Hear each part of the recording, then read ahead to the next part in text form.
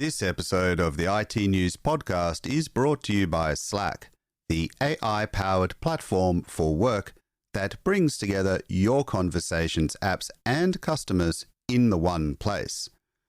To hear how Slack's platform with artificial intelligence transforms safety at a construction company, stick around to the end of this episode. Hello and welcome to the IT News Podcast. Our guest is the Executive Director of Strategy, Transformation and Major Capital for Gold Coast Health, Sandip Kumar. Gold Coast Health has been digitally transforming since 2014, but has evolved in recent years to take a more platform-based approach. Importantly, it also sees itself as a microcosm of the challenges faced by the broader health sector. That lens has seen it take a keen interest in packaging up some of the digitised workflows it has created for broader use, both in Queensland and beyond the border. Maybe just to start with, it'd be useful to understand a little bit more about the transformation effort at Gold Coast Hospital and Health Service. And I don't know how you want to frame it, but it'd be useful just to maybe understand when it kicked off and what some of the overarching goals are for the program of work. Gold Coast Health is one of Australia's largest public hospital providers, and we are an exemplar of what the overarching health system is facing. Our digital transformation agenda has been active for a number of years and across a number of CIOs, stemming all the way back to 2014 when we launched our first medical record, to the work that we've done in 2019 prior to my time to launch an integrated electronic medical record, to all the work that we've done in 2019 as well to launch the management information system that's now scaled across the system. Our digital transformation agenda has really accelerated, in my opinion, in the last 2 years, where we've been able to leverage some of the foundational investments that were made in years prior to really start an accelerated value release agenda. And that's what we're up to right now, is a conversation about really accelerating the use of technology and how value can be created and both realised across our hospital and health service. So you mentioned there that you see the organisation as an exemplar, I think was the word you used, around the broader challenges within the sector. Do you want to talk a little bit more about that and just discuss the way that the organisation is an exemplar of those challenges that the health sector is facing? Excellent. So let me start with the problem. So I think the health system is undergoing a polycrisis. What I mean by that is simultaneous occurrence of several significant events happening at once.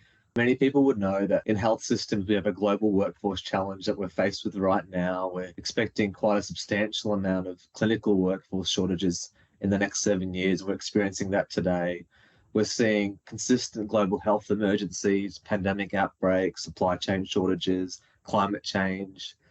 Many people wouldn't know that we work in an asynchronous cost and funding environment. So we're usually funded in a world which is 2 years prior to the costs that we're incurring today in the Australian public health system. So in simple terms, 2 years ago, we were all borrowing at 2% and our mortgages, and now we're incurring interest rates at 6%. Same implication in health systems. We're incurring costs in an environment where people can borrow at 6%. But we're only getting funded in an environment which we could borrow at 2%. So there's a whole challenge there that we're faced with, seeing health inequality, a completely rapidly changing consumer landscape where people expect synchronous service experiences like they do in the banking sector, like they do to watch Netflix at home. They experience the same and want the same expectations of the public health system. When they want a service, they need it now. You're seeing increased rates of hospitalisation, global delays in access to care. I guess the point I'm making here is that the system's undergoing a polycrisis and all these events are happening at the same time. And now, if you think about Gold Coast Health, we are no different. We are experiencing the same problems that the rest of the system are facing. We need 4,000 staff to fill our new facilities in the next 5 years. We're facing a housing crisis in our region. We've got opportunities to improve the first 2,000 days in the health system. We've got a complete rise in the rate of utilisation per capita of public health systems compared to private. We've got funding and demand imbalances. So again, we're a synopsis, a microcosm of a global challenge. And what we do know is that with exponential challenges, we need an exponential response. And let me just clarify that in simple language. the system's facing exponential challenges. They're compounding and they're happening at the same time. And what we've done in public systems, and particularly in healthcare previously, is we've responded to those challenges in incremental ways. So, for example, there might be a medical workforce shortage. So what we've done is we've substituted what a doctor can do with what a trained allied health profession with extended scope of practice could do. And that's the way that we've responded in the last 10 years in health system transformation to get to this point. But we do know going forward is that with exponential challenges, we can't have incrementalism as a response. And the biggest way that we can respond as a health system is to take advantage of technology advancements and really drive new ways of working to respond to the scale of the challenges and make sure that exponential challenges have a response of exponential opportunities and an exponential transformation agenda. And so that's where technology plays a huge role for us. And it's enabling concepts like care anywhere, where a physician on our Gold Coast University Hospital can dial into a patient at another hospital, might be Robina Hospital, and provide them clinical acute care virtually. It can be the fact that we can access a clinician anywhere and that the patient can traverse and engage with the clinician irrelevant of the brick and mortar context. So it could be at home on a teleconference where the clinician's at home too. And that's changed the way that we work, to the broad adoption of artificial intelligence, machine learning, big data, implants, 3D printing, 5G wearables. I could keep going. The point I'm making here, though, is that we need to take advantage of technology change to really respond to the challenges that we're making. And what we've done at Gold Coast is we built an innovation ecosystem that helps meet that need. And we're one of the first hospital and health services in Australia to have launched the Chief Transformation Officer role. And I joined in that role 3 years ago as the first person to really drive a transformation agenda with digital reporting into it. It's a very different mentality than having a chief digital officer driving a transformation agenda, because I was business first, using technology to solve businesses' problems, not the other way around. And in that innovation ecosystem, we've actually internalized our ability to do problem discovery, problem design, change management, solution development, solution release through product-based teams, all internally. And it's an innovation ecosystem that means that we can find and ideate on a problem with our clinical teams and take it the whole way through to implement a new solution inside our business that responds to that need. And that innovation ecosystem is what really puts us at the leading edge in Australia in driving digital health transformation. So we can all internalize and do it end to end. And I think it's a really important construct that we built. We're at a stage now where we're rebranding that. And what that's going to be designed to do is to really drive micro transformation inside the health system in a way that we can solve problems end to end. And when we build solutions that are right for Gold Coast, we can refactor them and port that to other hospital and health services so that they can benefit from our innovation ecosystem as much as we can. And that's where we're up to right now with our transformation agenda. There's a huge amount to unpack there, and I will.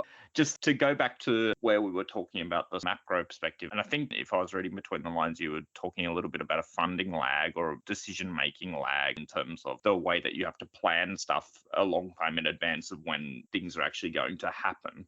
I just wanted to understand a bit more, and this speaks to your role as the Chief Transformation Officer. How do you plan a transformation in that context, let alone then go and accelerate it? Or is that part of the opportunity that is in front of you? It's a great question. I'm often in this multi-dexterous role of what are the solutions we need to solve today, now, that mean that we can sustain our organization in an annual budget cycle, versus what are the things I need to implement now that means that in years 2, 3, 4, that we're not having to solve the same problems. And so what we launched as an executive team is what we call the Future Focused Transformation Agenda. And what that's about is the second part of that, the latter part. How do we implement solutions and changes in today's world that mean that we're not experiencing the same problems next year, the year after, and the year after? We've basically isolated funding and teams to solve the future of health problem, whilst at the same time, I work very deeply with my executive team to make sure that I'm supporting them in the challenges that we're faced with today. And that could be the breadth of the clinical challenges that we're faced with today, the growing waiting lists or funding challenges. So I balance my load on having isolated funding and teams focusing on the future to make sure that we're not experiencing the same problems over and over again, whilst also spending time working with my colleagues to make sure that we're solving the problems that were right in front of us here and now. And that's the challenge with the CTO. Your expectation is that you make the world easier, and you can do so in the future, but you also got to make the world easier in today's terms as well. And we have to balance that reactive and proactive mechanism each day that we live in these roles. If I was to unpack as well your question about funding, the funding system in Australia, the activity-based funding system that many acute tertiary hospitals live and breathe by, it works on a cost model that's 2 years old. That's just how the federal system works. And again, it means that we're getting paid in costs that were 2 years old, and we're experiencing those costs in today's term. If there's a world where we're having to do more for less, like any other industry, then fine, excellent. If you're getting paid in a world where you're now more efficient than you were previously, then you can take advantage of that. But the harsh reality is we've all just experienced COVID. We've seen this macro change in the economic system. And so we're experiencing costs in an environment that's far more expensive than it used to be. And every citizen can see that in their own world of how much even their grocery bill or their fuel bill's gone up or their electricity bill's gone up in the last 2 years.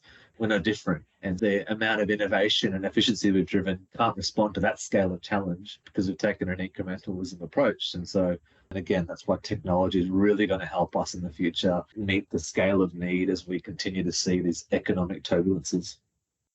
So obviously to accelerate, and I think you mentioned it, you have to have good foundations, and you've spent quite a few years putting those foundations in place, and this predates your time at the organization. But I wondered if you could just give us a sense of what those core foundational elements are that you're now building on top of. I think what we have seen, and I think many other organizations have seen this, prior to my time, we've seen the explosion of digital applications on premise across the whole organization, hundreds of applications that do hundreds of different things. And that was great. That was the era of the old, which is we've got a problem, we can solve it using technology. How do we invest in an application that meets the need and drives a little bit of efficiency and improvement? And I've seen a great amount of processes in our organization now be digitized. It's probably the right terminology to use. What I did on the back of that is realize that all that's great and our digital foundations are strong. We had a really complicated technology environment. We had tens of applications that were doing the same thing, basically. And we had 10 different booking systems, or although we digitized the process end to end, to complete a booking for an outpatient consult, it took an administration officer 6, 8, 10 different systems to actually complete that process end to end. And so what I've built into the organization on top of all of that is platforms that are architected and interoperable across all those domains. And my concept going forward is that we use platforms that staff can engage with, 1, 2, 3, that derive a lot of the digital workflows that we invested in previously, which means that staff only really have to use 1 or 2 or 3 systems to do all their work. And that's what I'm leveraging of the past, is that it's great that we did the digitization of the past, but I think I could drive a lot more value now going forward by using singular wholesale platforms that can drive a lot of this work back to those systems in an interoperable way and release a lot of value back to our staff. And how are you going about identifying those opportunities for process simplification and improvement? Are you using tools for that, or are you going out and sitting with the clinical staff, or a mix of the two? It's multimodal, absolutely. As much as we use external emerging research and we use our own tools to identify where there is opportunities for process optimization, simplification, as you've called out. In our practice, our transformation teams, our digital leaders, majority of them are clinical workers that work on the ground, that spend a day or 4 days with us driving innovation. So they bring their real world experience into our digital teams, and they're then spending the remaining of their time driving the innovation back to their clinical teams. And so we have our own chief medical information officer as an emergency physician, spends half his week treating patients in the emergency room, and the other half of his week making sure that the world works better for him as a clinician so that he can treat more patients with the same level of care outcomes as he would experience prior to that. So we're really being smart about our transformation teams, our digital teams, making sure that they're embedded with frontline staff, and the voice of the customer is really strong on the innovation side as well as it is on the customer side, which is our clinicians. That's really how we do it. And I think that's where Gold Coast is noted to be different, is how we embed frontline staff into our digital and innovation arms as part of our overarching innovation ecosystem. And so you mentioned a lot of this work, or almost all of it, is happening internally. Do you want to talk a little bit about how you've resourced, particularly the acceleration part and the acceleration strategy that you're working on? It's a great question. We're in a reality where digital is seen as a barrier rather than a value adding on a partner. And when I came on in this organization, I knew that I had to reframe the concept of a digital arm. It was a world where technology was there and digitized processes, but I needed to take my board, my executive team, the clinical leaders that work inside this organization through a process where I could show them the true value that technology can add to their day-to-day operations and business. And I did that. It was my first year, was really exposing what technology could do. And the reason I did that is if I want to have an investment conversation about investing in the future of digital health at Gold Coast Health, I really needed the key decision makers, our clinical leaders and our executive leaders on the board, to understand what I was putting down, to understand what automation could mean for their business, to understand what a digital workflow is, to understand what interoperability is. Not only just the terminologies, but how it could add value to the organizational construct. And that could be value through releasing efficiencies of time. It could be values around new ways to identify clinical risk. It could be values around new ways to manage our cost structure. I guess value is quite broad in our construct. Ultimately, value to make sure that we deliver better patient outcomes for our entire population. Of course, that's the ultimate aim. So the first thing I did was I took them through that exercise, and it involved a breadth of conversations, even deep dives at the board level, where I took them through a very specific point of the agenda. What does artificial intelligence, machine learning mean to healthcare? Again, what does automation mean? And once I did the precursor of how can technology help, it was easier for me then to go back to them to say, right, I've shown you what technology can do. Now, in my second year, let me access some investment to make that value case real. And that's what I did in my second year.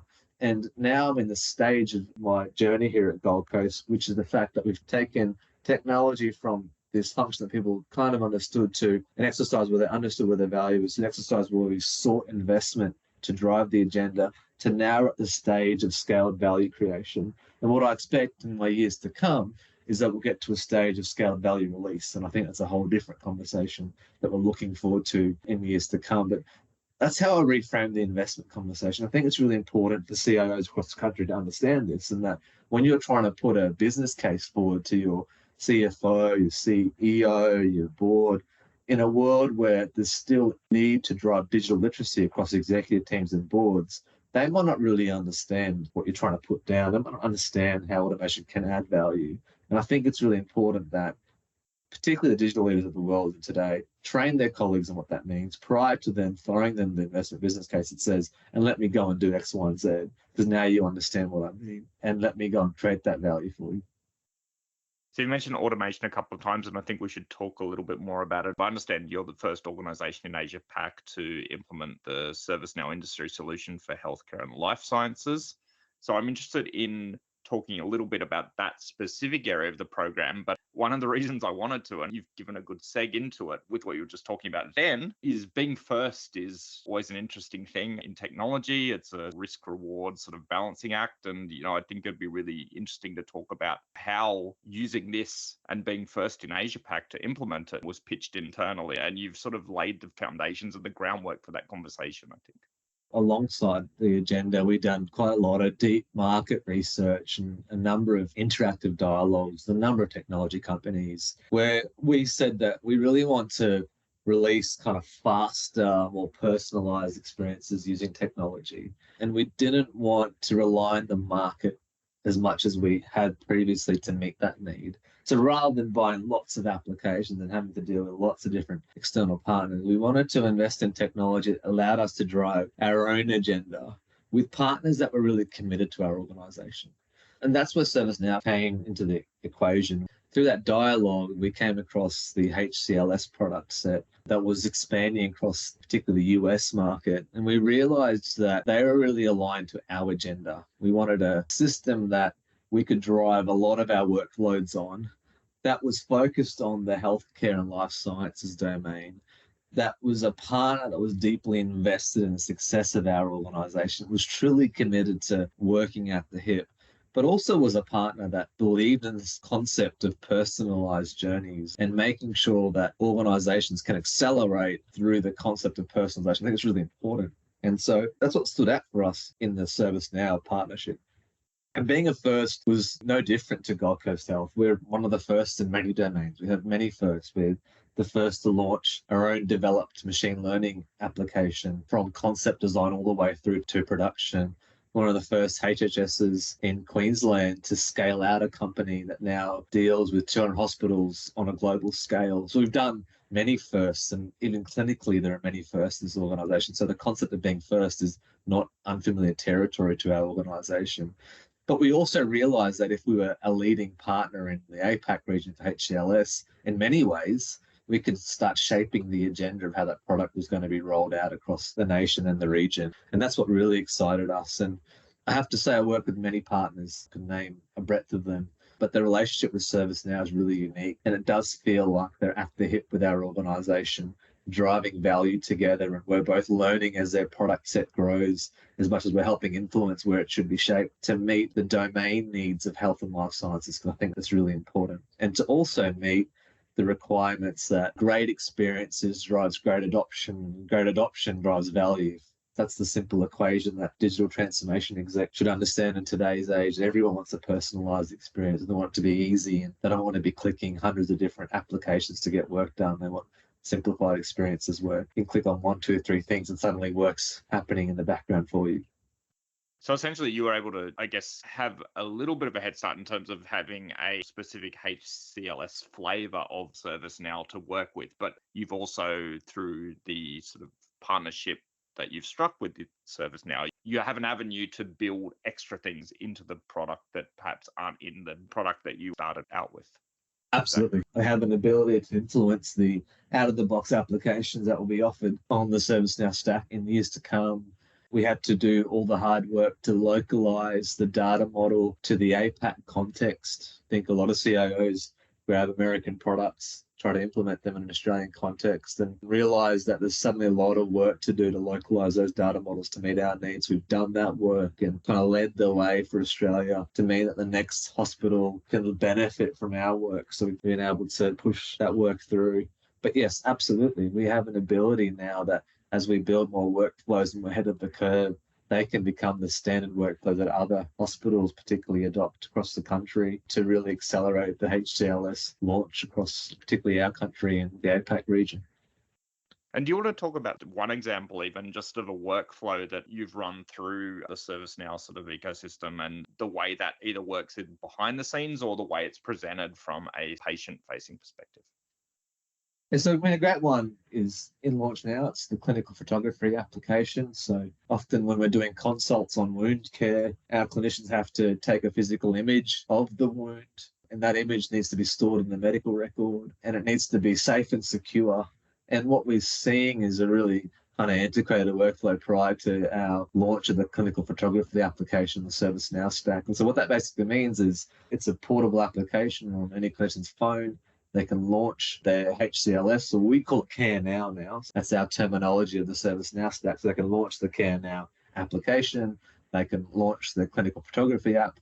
It knows who the clinician is and what patients they're dealing with. They can find who the patient is. They can take the image, obviously, with approval from the patient of the wound, and then that is integrated straight back into the medical record with a single click. And that's driving significant uptake across our clinical community as it's being released because it's simplifying that whole process. And they don't have to deal with multiple systems. They take the photo, do the diagnostic, and the technology deals with the rest. It's imported back to the medical record. That's just the kind of amazing examples that we're seeing our Care Now platform grow.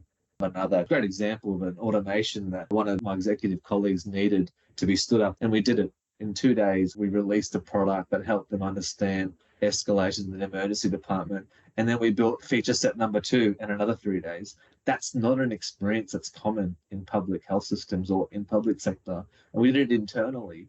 And it's because we built modularized codes we can rely on. A smorgasbord of all the work that we've done previously is built in a fashion that makes us faster and faster. And We are working in a world where in years to come, it will only take us days of short sprints to spin up new solutions and have them implemented and tested through our organization. That's what really excites me about our agenda, and really also excites me about our partnership with ServiceNow, because they think and act, and their platform thinks and acts in a very familiar way.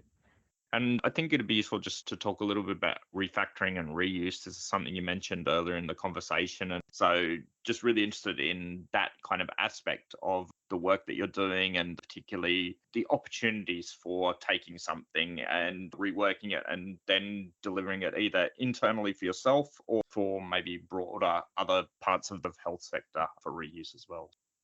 This is a great opportunity of a learn by doing exercise, and they're nearly the holy grail. If you can take from problem validation, discovery, design, development, deployment, and then you can scale a solution beyond an individual unit to across an organization.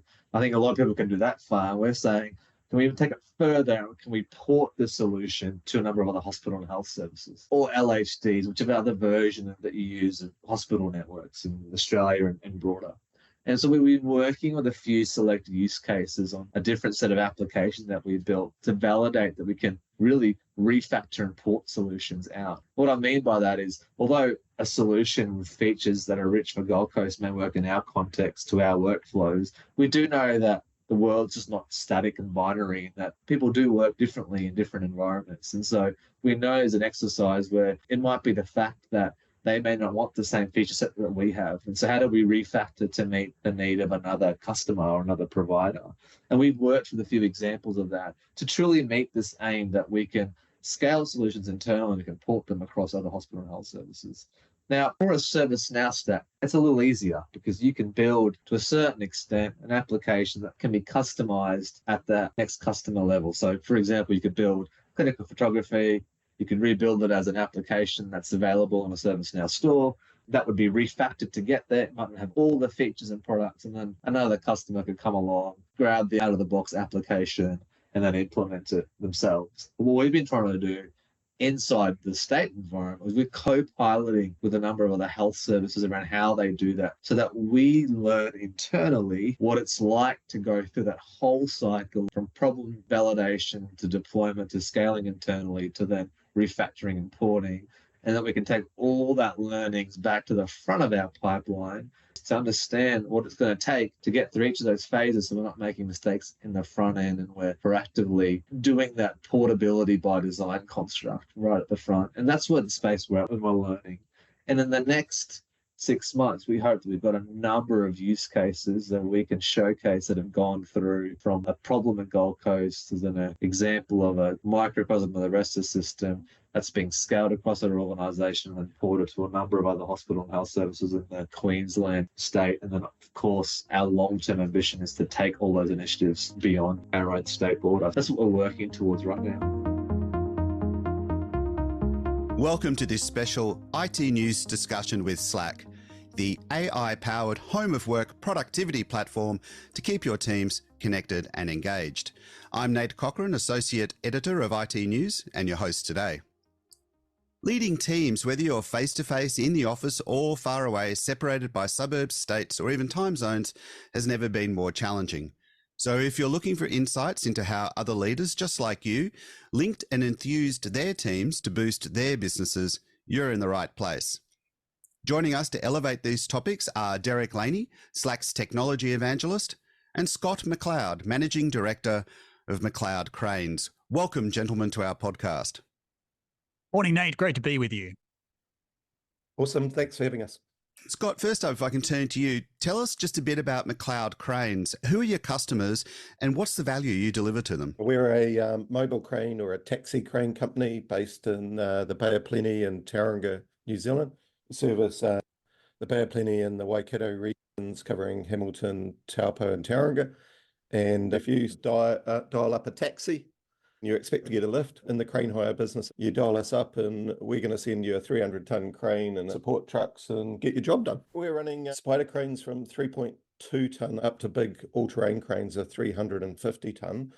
So we could be at the port today or on a high hazard geothermal site with a drilling rig tomorrow, or on a commercial construction site, lifting in concrete panels.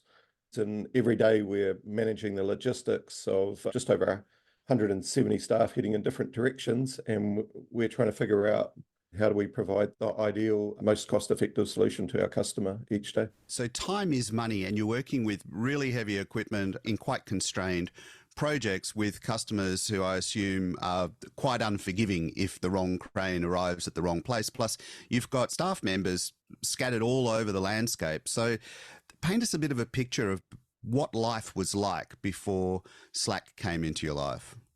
We'd go and do a site inspection, for example, and the notes would come back on a site inspection form. We'd pass that into the dispatcher. He'd sit it there until the customer rang up for the job. And then inevitably that piece of paper might get lost, or someone forgets that it exists. Dispatcher A might not talk to dispatcher B, and might not talk to dispatcher C. And so the information could get buried. Then you think of Slack, and now that site inspection is kept within a channel. When a dispatcher starts talking about a job, they're typing in the address of the job. Slack is sending a message to them saying, hey, did you know there's a site inspection for this job? They can quickly jump on that link, see the site inspection, see the videos, the photos, the narrative around it from the site inspector, the previous form. So that dispatcher now is immediately brought up to speed. But what's even more really cool that I love about it is we can send that conversation onto the crane driver and onto the counterweight driver and the dogman. They can all jump into that history and see the conversation that has already been occurring around that particular activity and bring themselves up to speed. What that means is one less phone call to a dispatcher to say, hey, what's this about? One less phone call to a site inspector to say, hey, I see you did a site inspection. Can you tell me a bit about it? He can actually look at the video now. There's just a whole lot of flow-on or cascading effects that occur that eliminate time, and that time's very valuable, and it's increasing safety because we're all on the same page. Could be that there were underground services on that site, and we can see potentially the as-built plans and see where the underground services were because they can be uploaded into that conversation. It's actually quite revolutionary, which is, I'll tell you what, I didn't expect it. And now that I'm on it, I'm like, did we do before? How did we get here? I understand you weren't always a Slack advocate. What was your aha moment when Slack's benefits clicked with you? I was talking to my Salesforce customer manager, and what he was saying was, hey, you should check out the Slack thing.